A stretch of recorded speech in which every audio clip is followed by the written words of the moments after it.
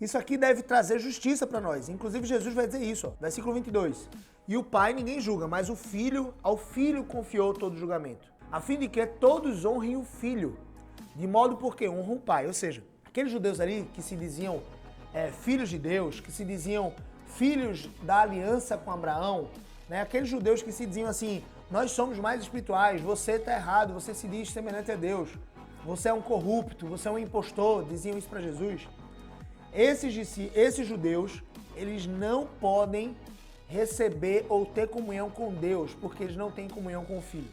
Não tem como você e eu termos um relacionamento com Deus sem termos um relacionamento íntimo com Cristo.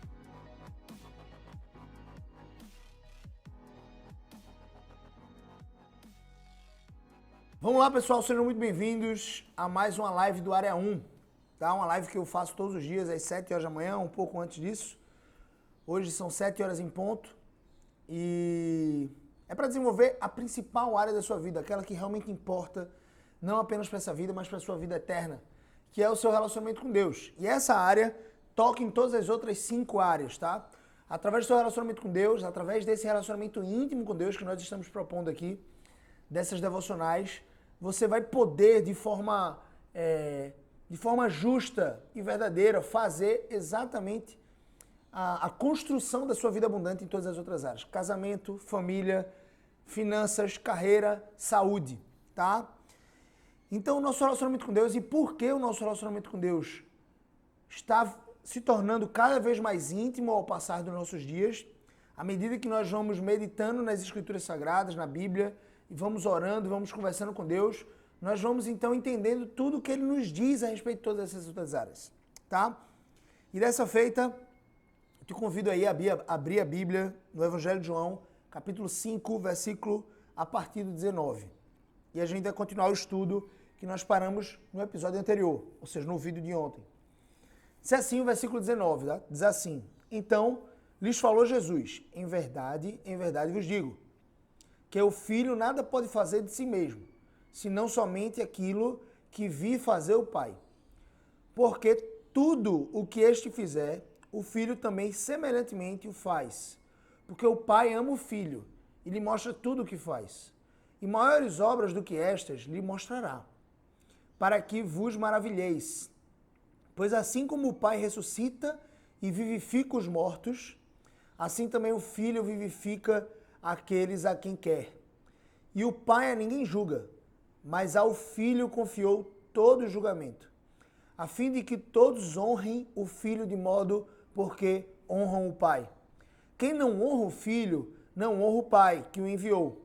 Em verdade vos digo, quem ouve a minha palavra e crê naquele que me enviou tem a vida eterna. Não entra em juízo, mas passou da morte para a vida. Agora preste atenção nesse versículo 25. Em verdade vos digo que vem a hora e já chegou, em que os mortos ouvirão a voz do Filho de Deus. E os que a ouvirem viverão. Porque assim como o Pai tem vida em si mesmo, também concedeu ao Filho ter vida em si mesmo. E lhe deu autoridade para julgar, porque é filho do homem, ou seja, é o Filho de Deus. Não vos maravilheis disto, porque vem a hora em que todos os que se acham nos túmulos ouvirão a sua voz e sairão. Os que tiverem feito o bem para a ressurreição da vida, e os que tiverem praticado o mal para a ressurreição do juízo, ou seja, vão ressuscitar para morrer eternamente no inferno. Eu nada posso fazer de mim mesmo, na forma porque ouço, julgo. O meu juízo é justo, porque não procuro a minha própria vontade, e sim daquele que me enviou.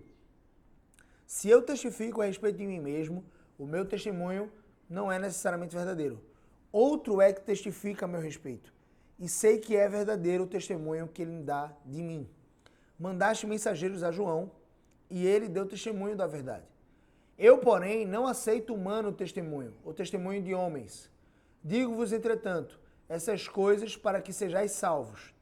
Ele era a lâmpada que ardia e alumiava, e vós quisestes, por algum tempo, alegrar-vos com a sua luz. Mas eu tenho maior testemunho do que o de João, porque as obras que o Pai me confiou para que eu realizasse, essas que eu faço testemunho ao meu respeito, de que o Pai me enviou. O Pai que me enviou, esse mesmo é que tem dado testemunho de mim. Jamais tendes ouvido a sua voz, nem visto a sua forma, mas também não tendes a sua palavra permanente em vós, porque não credes naquele a quem ele lhe enviou. Examinais as Escrituras, porque julgais ter nelas a vida eterna, e são elas mesmas que testificam de mim. Contudo, não quereis vir a mim para terdes vida. Eu não aceito glória que vem dos homens. Sei, entretanto, que não tendes em vós o amor de Deus. Eu vim em nome do meu Pai, e não me recebeis. Se outro vier em seu próprio nome, certamente o recebereis. Como podeis crer, vós, os que aceitais glórias uns dos outros, e contudo não procurais a glória que vem de Deus, do Deus único? Não penseis que eu vos acusarei perante o Pai. Quem vos acusa? Moisés, em quem tendes firmado a vossa confiança. Porque se de fato cresceis em Moisés, também crereis em mim, porquanto ele escreveu a meu respeito. Se porém não credes nos meus escritos, como crereis na minha palavra? Então vamos orar, pedir a Deus sabedoria. Senhor Deus, esse texto é um texto que abrange tantos assuntos. Eu te peço ajuda para que possa expor esse texto da melhor forma.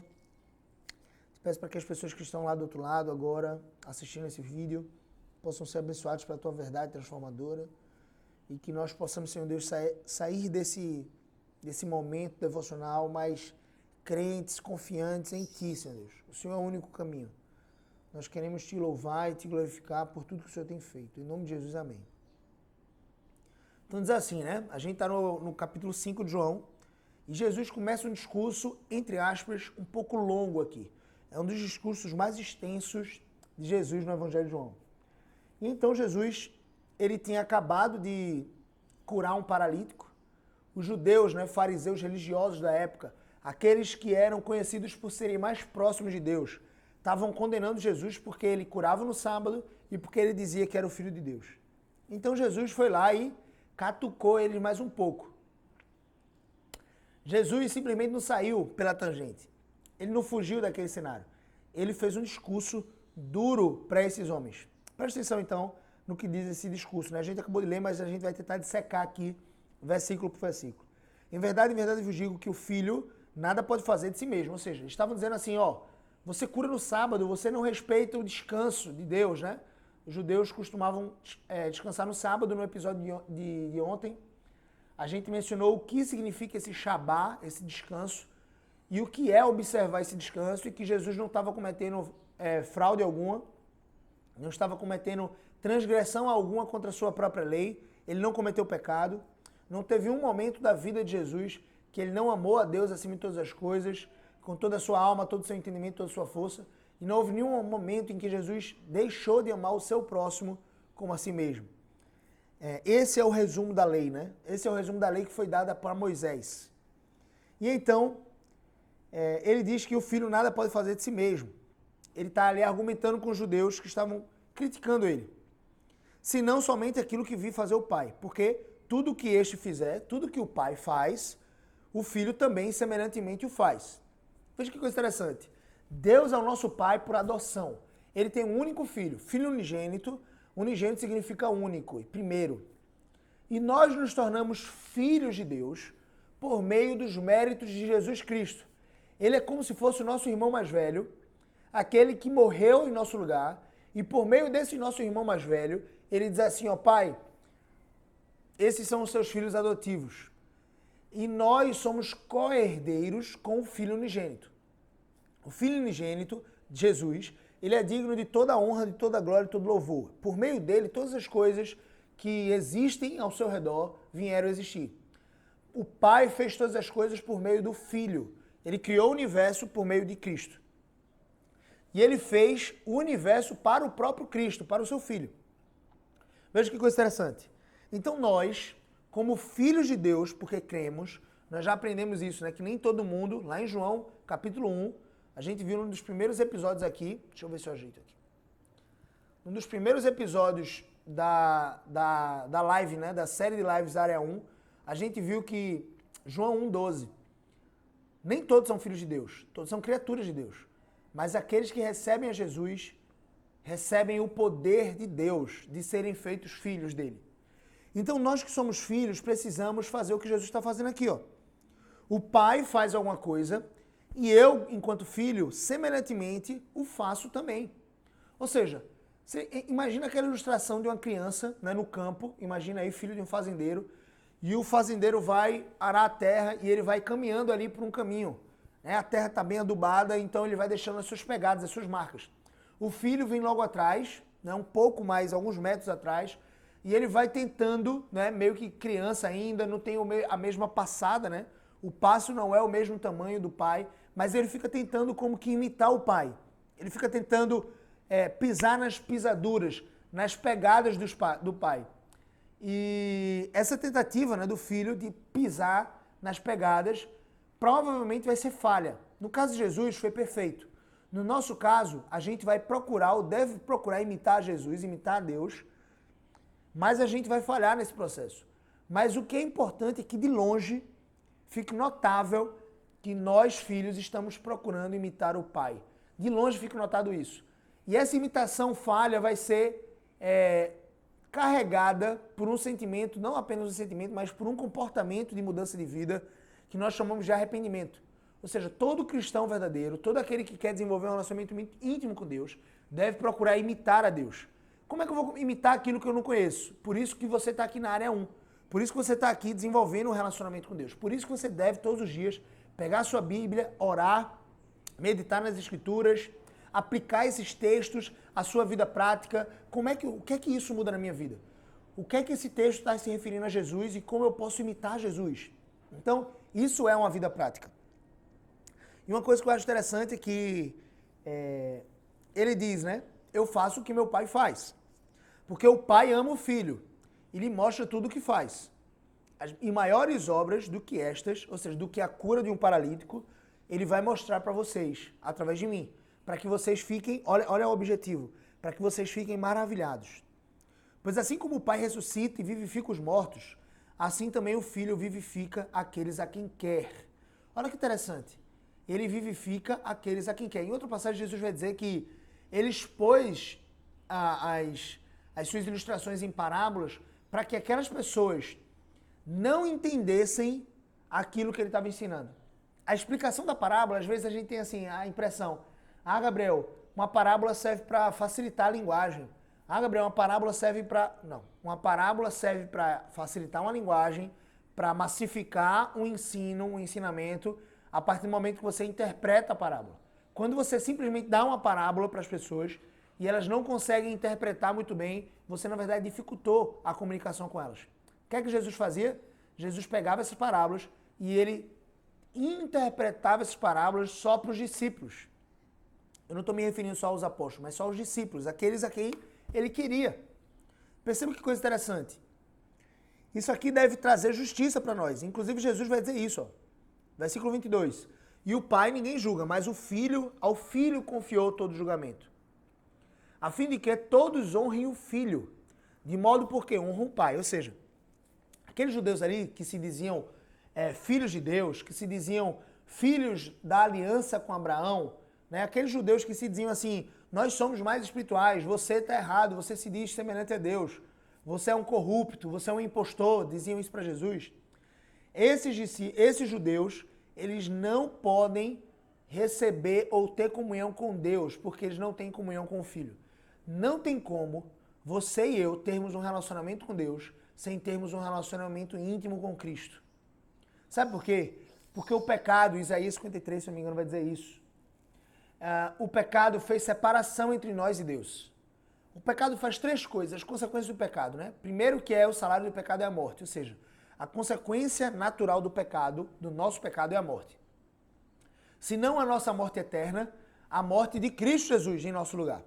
Mas nós temos três consequências. O nosso pecado faz separação entre nós e Deus. O nosso pecado faz com que Deus vire o seu rosto, vire as suas costas para nós. Ou seja, que ele não vai contemplar as nossas obras mais. Ele vê todas as coisas, ele está em todo lugar, porque ele é onisciente, ele é onipresente, ele é onipotente, ele pode todas as coisas, mas ele não tem comunhão com o pecado. Então, literalmente, é como se Jesus, como se Deus virasse as costas para nós por causa do nosso pecado. E o que é que faz ele nos considerar justos? o sangue de Jesus vertido sobre nossas cabeças. O sangue do justo Jesus, ele é substitutivo da nossa injustiça. Ou seja, ele viveu uma vida justa e sofreu a nossa morte para que nós pudéssemos viver a sua vida justa. Então eu e você, nós podemos ser considerados justos se nós temos a Cristo. E mesmo assim sabemos que não somos justos. Apesar de que a justiça que recebemos não é nossa, é de um substituto, é de Cristo. Isso é maravilhoso. Porque se somos justos, diante do tribunal de Deus, nós vamos a ser absolvidos.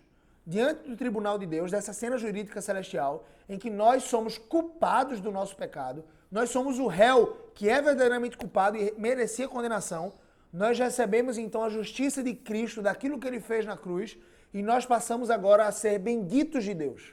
Percebe? Veja que coisa interessante. O filho vivifica a quem quer, e o pai ninguém julga, mas ao filho confiou todo julgamento, a fim de que todos honrem o filho por modo do que honram o pai. Quem não honra o filho, não honra o pai, que o enviou. Olha que interessante. Se o pecado faz uma separação, um abismo entre eu e Deus, e eu não posso transpassar esse abismo, o que foi que Deus fez? Se eu não tinha como construir uma ponte até Deus, eu não tinha como fazer isso, porque eu estava morto nos meus delitos e pecados, segundo escreve Paulo aos Efésios, Deus, na sua infinita soberania e bondade, ele construiu essa ponte até nós.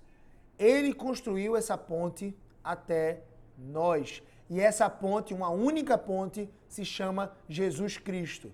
Nós não podemos ir ao Pai senão através dessa ponte. Senão através dessa ponte, desse caminho. Por isso que Jesus diz, eu sou o caminho, a verdade e a vida. Ninguém pode ver o Pai senão por mim. Então o versículo 24 diz assim, em verdade vos digo. A gente já disse isso, né? É o Deus verdadeiro, o Deus Todo-Poderoso, que está aqui dizendo, ei, presta atenção nas minhas palavras. Em verdade vos digo, quem ouve a minha palavra e crê naquele que me enviou, tem a vida eterna. Ou seja, quem ouve a minha palavra e crê em Deus que me enviou, tem a vida eterna. Não entre em juízo, mas passou da morte para a vida. Olha que coisa simples.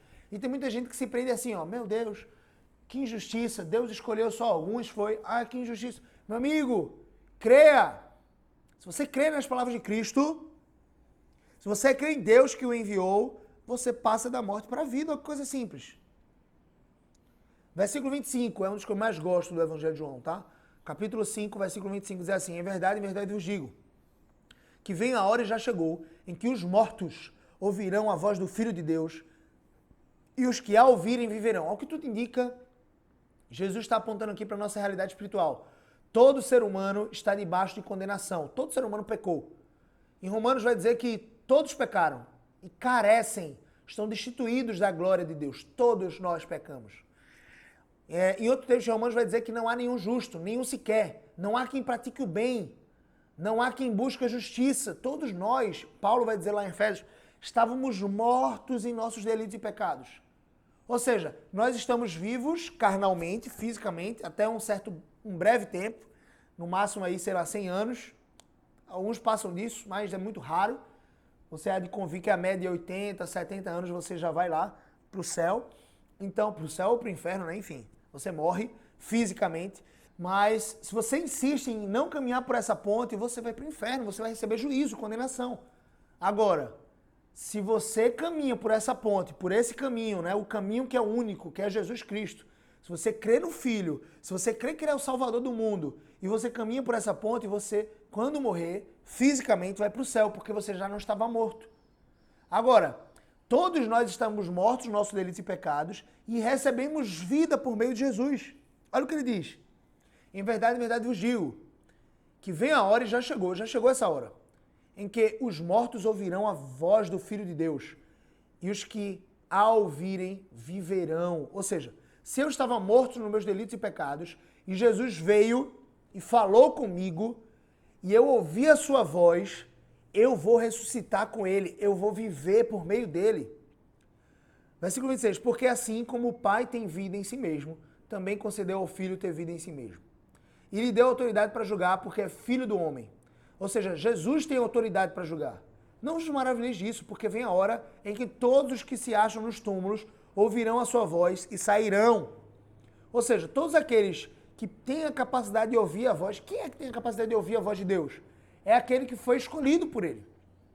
A palavra de Deus diz, vai dizer que todos nós estávamos mortos e o morto não tem direito a nada. Ele não consegue ouvir, ele não consegue ver, ele não consegue falar, ele não tem outro direito que não feder na sua podridão. Os mortos só têm esse direito, feder na sua podridão. É isso. E como nós podemos então, sendo mortos, ouvirmos a voz de Deus? Quando Ele sopra em nós o seu Espírito, quando Ele nos reaviva, quando Ele nos dá vida de fato. A partir disso, eu e você podemos levantar do caixão, literalmente, levantar do nosso túmulo e podemos ter vida em Cristo. Olha, eu nada posso fazer, versículo 30 vai dizer no capítulo 5, eu nada posso fazer de mim mesmo, na forma porque ouço, eu julgo. O meu juízo é justo, olha aqui isso. O meu juízo é justo, porque não procuro a minha própria vontade, e sim daquele que me enviou. E a vontade de Deus é que todo aquele que crê na luz do mundo, todo aquele que crê em Jesus Cristo, todo aquele que crê no único caminho para Deus, tenha a vida eterna. E aquele que não crê, a condenação consiste em exatamente isso. Jesus, Deus, mandou a luz do mundo, Jesus Cristo, ao mundo. E os homens preferiram mais as trevas do que a luz. É por isso que a condenação é justa e bendita. Deus mandou o seu Filho. Olha o que diz aqui, versículo 31. Se eu testifico ao meu respeito, de mim mesmo, meu testemunho não é verdadeiro. Agora, eu sei quem testifica em mim. Olha que consciência de identidade Jesus tinha. Ele sabia quem testificava dele. E quem testifica a meu respeito é o Pai. Ou seja, é Deus. Ele dá testemunho de mim. E eu sei quem eu sou. Não adianta vocês dizerem que eu não sou o que sou, porque eu sou o que sou, porque o Pai diz que eu sou. Então Deus diz na sua palavra que nós fomos feitos à sua imagem e semelhança. E você prefere acreditar num grupo seleto de cientistas que diz que você é filho do macaco. Ou você é filho do macaco porque você tem um polegar, assim como o macaco, ou você é filho do koala, porque também tem um polegar. E você não é filho de um koala, ou você não é filho do macaco, mesmo que você acredite nessa mentira, porque a verdade absoluta de Deus diz que você é feito em imagem e semelhança de Deus. Mas você prefere acreditar que você é filho do macaco. Mas aquele que crê em Cristo prefere acreditar naquilo que o Pai diz. Olha isso, Jesus está dizendo, o Pai dá testemunho de mim. O Pai dá testemunho de mim e de você que está aí do outro lado. Se Ele dá testemunho e esse testemunho é verdadeiro, ora, eu preciso crer e viver por meio desse testemunho. Eu não sou fruto do acaso. Eu sou feito à imagem e semelhança do Criador. E eu fui feito para dominar essa terra. E eu fui feito para glorificar a esse Deus. Para viver em semelhança de Cristo. Para imitar o Pai em todas as coisas. Versículo 33. Mandaste mensageiros a João. E ele deu testemunho da verdade. O que é que João fez? João Batista. João Batista falou, eis o Cordeiro de Deus. Eu não sou o Messias. Ele é o Messias. Ou seja, o testemunho de João é verdadeiro. Eu, porém, não aceito um testemunho humano. Eu digo-vos, entretanto, que essas coisas... eu digo para vocês, para que vocês sejam salvos. Ele era a lâmpada que ardia. Ele quem? João Batista. João Batista, ele era a lâmpada que ardia e alumiava. E vós quisestes por algum tempo alegrar-vos com a sua luz. As pessoas iam ouvir João Batista, mas eu tenho maior testemunho do que o de João. Ou seja, João é o maior homem que já pisou nessa terra, segundo o próprio Jesus, mas eu ultrapasso o testemunho de João. Eu ultrapasso o chamado de João. Por quê? As obras que o Pai me confiou para que eu realizasse, morrer na cruz, passar 3 dias sob o poder da morte, ressuscitar ao 3º dia, as obras que o Pai me confiou para que eu fizesse, testemunham, essas mesmas obras, testemunham ao meu respeito de que o Pai me enviou. O Pai me enviou e esse mesmo é que tem dado testemunho de mim. Jamais tendes ouvido a sua voz. Ele está dizendo para os judeus isso. Ó, vocês não conseguem ouvir a voz de Deus, nem visto a forma de Deus. Também não tendes a sua palavra permanente em vós. Por quê? Se você não crê naquele que o Deus enviou, você não é capaz de crer ou de reter, permanecer com a palavra dele. Aí olha o que ele diz no versículo 39, olha que ensinamento precioso para mim e para você. Examinai as Escrituras, porque julgastes nelas a vida eterna, e são elas mesmas que testificam de mim. Ele estava dizendo ali, literalmente toda a Bíblia, né? Para os nossos dias de hoje é toda a Bíblia. Mas naquele tempo eles só tinham o Antigo Testamento, né? O Testamento passado. Gênesis até Malaquias. E ele diz assim, ó, examinem as Escrituras, porque elas dão testemunho de mim. Todo o Antigo Testamento aponta para Jesus. Joga luz. Ei, vai vir o Messias, ele vai morrer e ele vai salvar. Ele vai salvar aqueles que creem nele. Contudo, olha que interessante, não quereis vir a mim para terdes vida. Você é responsável pela sua condenação. Você é responsável por não crer em Cristo, por não seguir os seus mandamentos, por não buscar viver uma vida de imitação perfeita a Deus. Eu não aceito a glória que vem dos homens. Eu não aceito o louvor de vocês. Eu não aceito simplesmente o aplauso de vocês, judeus. Eu não estou correndo atrás da glória dos homens. Eu não estou correndo atrás do reconhecimento de vocês. Eu sei, entretanto, que vocês não têm em vós o amor de Deus. Vocês não têm a palavra, vocês não têm o amor. Vocês são mortos. Enquanto vocês não crerem naquele em que Deus enviou, vocês são mortos. Eu vim em nome do Pai e não me recebereis. Não me recebeis. Olha que interessante. Se outro vier e ele disser de si mesmo, certamente vocês vão crer nesse impostor. Vocês não creem em mim, que sou filho de Deus, e que o Pai dá testemunho de mim, eu mesmo não dou testemunho de mim, mas vocês creriam muito mais facilmente. Não é assim que acontece hoje?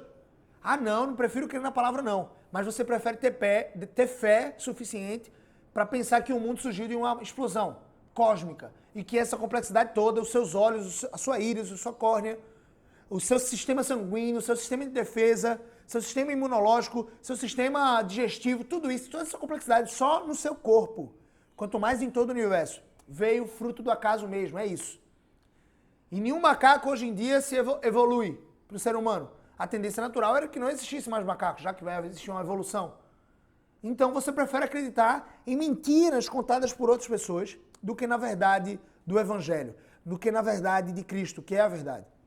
Como podeis crer vós, os que aceitais glórias uns dos outros, os que estão procurando reconhecimento, os que estão procurando aplausos uns dos outros?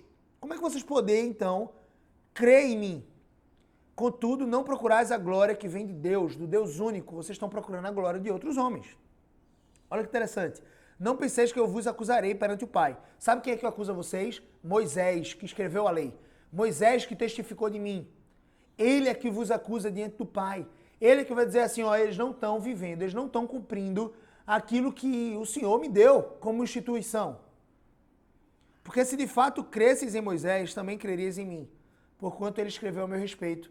Moisés escreveu 5 livros da Bíblia, o Pentateuco, Gênesis, Êxodo, Levítico. E esses 5 livros da Bíblia, eles testificam a respeito de Jesus. E todo o Antigo Testamento e toda a Bíblia diz respeito a Jesus. Todo o universo foi criado por meio de Jesus e para Jesus. Se, porém, não credes nos seus escritos, nos escritos de Moisés que dizem sobre mim, como, pois, crereis nas minhas palavras?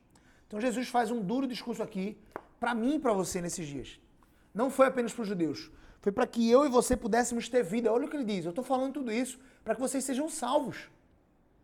Mas vocês, enquanto não crerem em mim, vocês não serão salvos, permanecerão mortos. E quando morrerem, vão desfrutar de uma morte eterna. Vão ressuscitar para o juízo.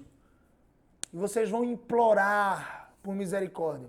Mas ali, naquele tempo, não vai haver misericórdia. Porque a misericórdia é agora. E a misericórdia triunfa sobre o juízo agora. Se você crê em Jesus, a misericórdia triunfa sobre o juízo sobre você, porque o sangue de Jesus vai substituir a sua injustiça. Por isso que nós precisamos desenvolver a área 1, gente. A área 1, nosso relacionamento com Deus. A partir disso, eu passo a entender que eu preciso amar a Deus acima de todas as coisas, que eu preciso viver uma vida segundo os seus mandamentos, segundo a sua palavra, que eu preciso viver uma vida de amor ao próximo, porque Ele me manda viver dessa forma. Que eu preciso amar a minha esposa como Cristo amou a igreja, porque Ele me chama a viver dessa forma. Porque eu devo criar os meus filhos na demonstração do Senhor, educando-os na disciplina, vivendo para a glória de Deus, porque Ele me chama a viver dessa forma. Percebe? Tudo isso para o louvor da sua glória, para o nosso crescimento. Beleza? Vamos orar? Senhor, muito obrigado por essa palavra. Muito obrigado por essa exortação de Cristo, que foi para os judeus e também serve para nós, para que sejamos salvos. Para que não venhamos, Senhor Deus, a crer em outros homens, esperar louvor de outros homens. Possamos crer em Cristo, crer na verdade dEle. Possamos viver uma vida pautada, Senhor Deus, na imitação dEle, Senhor Deus, no seu padrão perfeito. Na leitura da palavra, na oração, na comunhão com o Senhor, na comunhão com outros irmãos, que nós possamos viver uma vida diferente, uma vida que é cheia do Teu Santo Espírito. Em nome de Jesus nós choramos. Amém. É isso, galera. Cheio no coração. Até amanhã, tá bom? Com mais uma área 1, se Deus quiser. Um pouquinho mais tarde amanhã, porque é sábado, eu vou descansar um pouquinho mais. Semana foi bem puxada, mas se Deus quiser a gente entra ao vivo por volta das 8, 8h30, algo do tipo, tá bom? Cheiro no coração, Deus abençoe.